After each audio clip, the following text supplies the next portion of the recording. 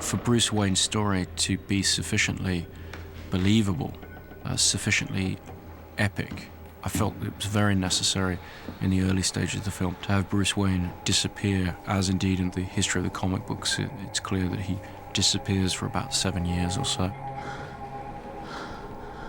Ra's al Ghul. That, to me, is a fascinating concept, the idea of this heroic figure who, as a very flawed character, a very human character, leaves the place that he's ultimately to return to, and travels and learns, and then returns as a changed person. If I hadn't been scared, they would still be alive. And do you still feel responsible? My anger outweighs my guilt. Come. Hello there. Back to one. We'll get safety on that. We knew one of the biggest set pieces of the whole movie had to involve Bruce prior to becoming Batman, and it had to be an absolutely massive and thrilling sequence. And we figured if we could sort of get the audience invested in Bruce in that way, then it wouldn't matter whether or not he had the cape and cowl on. You'll turn back. Show attention. You'll go back. I want you to look through the camera, because what we'll do is we'll cheat it. We'll cut. Because I'll have the other side. Very good. Car walk down that steep slope, apparently. We were determined not to have this film feel like it had been filmed on a lot, you know, on a back lot, on a studio lot. We wanted there to be locations that would expand it, that would make the playing field and the canvas feel larger.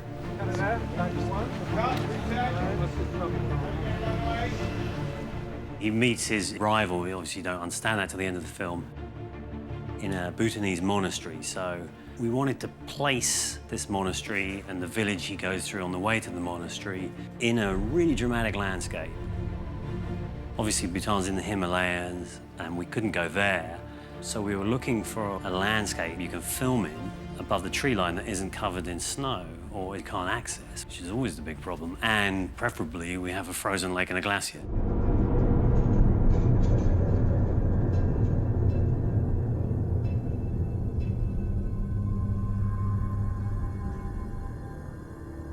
You know, you're looking for glaciers that sit below 3,000 feet, which is, there ain't many. I think there's only one in British Columbia, so we didn't want to go that far. So Iceland, we went to Iceland, and there you go, sea level, glacier, mountains, no trees, rocky landscape, felt like the Himalayas. So we built a village on the edge of a glacier, and we built the front doors of the monastery on just around the corner. We were there from January till March building it. You know, it's obviously in its winter, so there's not very little light. Lots of storms, lots of rain. The monastery is being built as a miniature, and we're going to put that in behind the front doors, so it's a combination of elements. The power of movies, you know, we can kind of go anywhere and sort of tame it for our use. It was strange to be in a section of the world where there wasn't a tree, and there wasn't the sound of a bird. It was kind of like a gorgeous Beckett wasteland, you know. It was beautifully dangerous. He was stronger than your father. You didn't know my father. I know the rage that drives you. That impossible anger strangling your grief until the memory of your loved one is just poison in your veins. My thinking about starting in Iceland was I needed a frozen lake, and it was going to be gone by the end of February, so we had to start. It wasn't really so much Chris changing the schedule, it was Mother Nature, really, just because he had found this beautiful lake right beneath this stunning glacier. We were meant to have a couple of days to be able to rehearse and go through the sword fight. And, you know, they called us and said, right, that's it, you know, no rehearsals, let's just go straight to it. We got to film it because we don't know how long this is going to last, because it could thaw out any day. You know how to fight 6 men. We can teach you how to engage 600. And lucky that we did it, because while we were filming that scene, we would hear these loud cracks in the ice, and everybody would have to stand dead still, you know. And they would call a few people off the ice and say, okay, you know, now it's only good to have 5 people out on the ice and no more than that. And gradually the whole thing was falling apart as we filmed. Always mind your surroundings. Every so often, between setups, we'd see ice crumbling away at the head of this glacier and bits of rock and muck falling off, that you knew this thing was a big living force that was moving towards you. Anger does not change the fact that your father failed to act. From my standpoint, really didn't involve that much. I mean, it was a handheld camera, a steady cam. We did one shot where I'm sitting on a sled and they scooted me across the ice to get a shot, which is in the movie. And so it was a really pretty low-tech way of filming. We were able to get, I think, 33 setups in one day or something and just hammer through it, very much in the style of a smaller film. In a sense, that was a part of the film the most similar to films I'd made in the past. Yield. You haven't beaten me. You have sacrificed sure footing for a killing stroke. By the next day, it was pretty much just a lake again. And I like that, actually. You know, it's nice sometimes to kind of surprise yourself with the beginning and not feel completely ready. You know, sometimes there's a benefit, I find myself, to just getting started and jumping in. We wanted to go back out again, but we couldn't. And so we faked it a little bit after that. But all the really wide, beautiful stuff, we got that on the day that we were supposed to prep.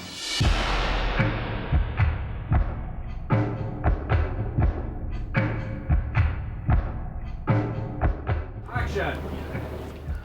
I think every movie at some point has a location or a set that is going to be a nightmare no matter what happens. And you have to sort of suffer through that nightmare because it's something that the movie demands and has to be done.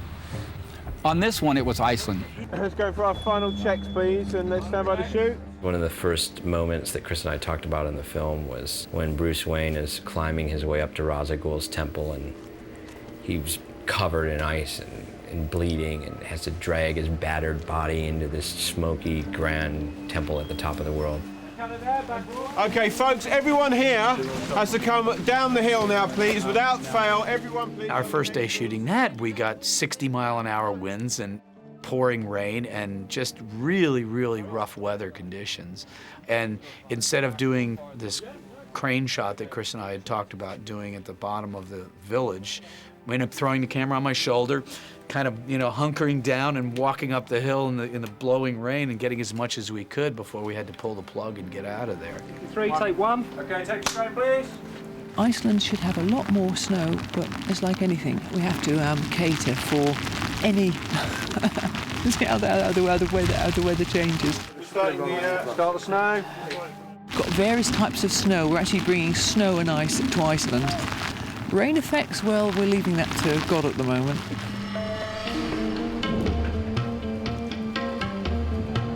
Bruce's climb up the mountain, when he goes up, you know, walks through the village, the guy tells him to turn back. That was a huge challenge, and it was more a challenge of stamina than anything else. It was freezing cold, the wind was roaring, and it was just miserable, quite frankly. And I think that the fact that we all got through that meant that we knew we were in a good place to continue. Filming in Iceland, the first week of production was like being thrown into combat. I had a completely new crew, an all-English crew that I'd never worked with before, who did a fabulous job, but we were all kind of thrown into the mud, wind, ice, rain, hail, whatever was hitting us there, and had to work out all the bugs of not only our communication, but filming the movie and doing some crucial scenes.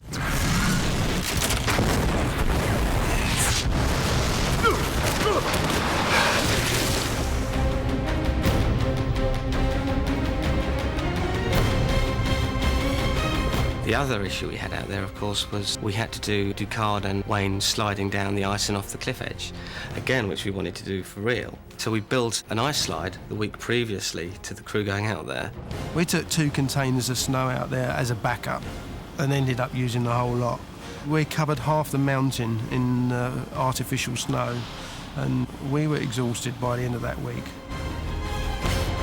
In terms of the stunt, we'd rehearsed, it was all pre-rigged, ready to go so that we don't keep the crew waiting. And then on the day you're standing there thinking, I hope this works. The guys who were part of the stunt team went out to Iceland while we were filming another sequence. They would rig it all, get the timing, the wire lengths and everything.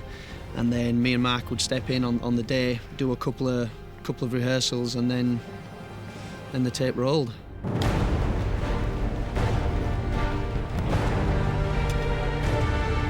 Okay, here we go, guys.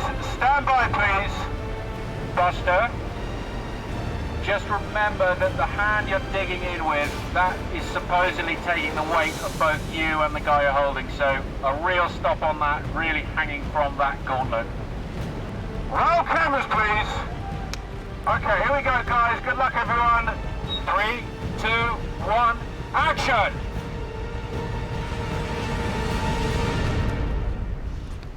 Cut there. Okay, if you want to change your lens, Wally, Chris is saying, we'll keep the same lens on here. We're going to do the drop down again. When we just had to rely on the wire stopping us again. It's back to the trust again. You've got to rely on the gents who are setting up the wires, and it's all the background guys as well. It's all the guys behind the scenes that you've really got to put your trust in. Let's roll cameras, please. It looks dangerous. It is dangerous because anything could go wrong, but it is safe. The cable that's holding those guys could hold 25 times more weight than those guys are on. The thing that's in the ground is 75 times more deep than it has to be. The compounding of all the specs to a degree where it's virtually impossible, although an accident could happen anytime. So yes, it's very scary. Cut. You guys okay? Mark, okay? Thumbs up. Excellent. We needed one single shot, which is sliding with them down the ridge over the edge to be able to tip down and to see the ravine.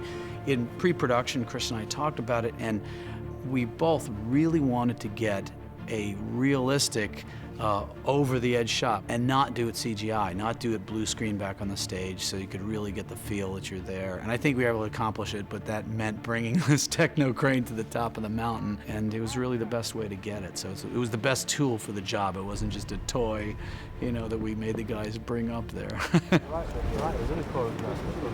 And then Chris also really wanted to get in there with them with a handheld camera and be right in with them as they slid down the hill. And so we took our usual low-tech approach to it to test it and to see really if it was going to be fast enough.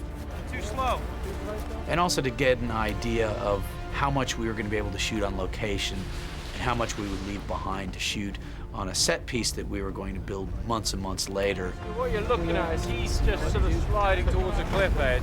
Yeah. So you're going down and you grab him with your right hand. Let's go with your turn your body around like that. So on this one, we'll just get the lead into that. The horizontal backline. There's a great spirit that comes out of that in accomplishing what we were able to accomplish there. And I think that the attitude that Chris and I took towards it was, let's just go in there and get what we can and just get all that we can and come out of there alive with great footage.